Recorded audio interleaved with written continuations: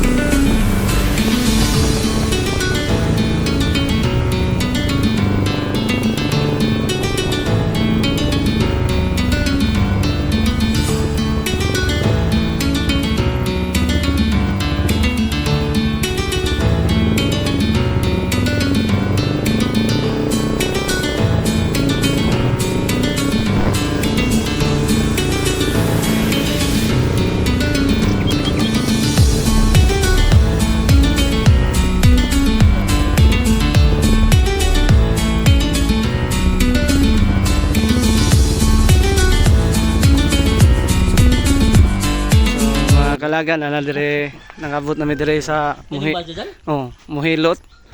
So sa makailag hilot no, traditional massage or sa kwan pa Bisaya is hilot. Mo ni bay mga kalagan. Siya ray magpahilot niya, ako kay magpa-massage kay social man charot. So gipasod namin ni ante mga kalaagan. Sumusuod na ta kay sugdan ang Orimos Nidja. Piangin na siya te. Kay arang kasiaw. So ingani diri sa among mga kalagan kung naay hilantan or sipunon, dool lang og manghilutay. Maayo na. Ang uban kanang mga dato muduol og doktor. Kami hilot ray katapat. Kaya siya why ba COVID na ni?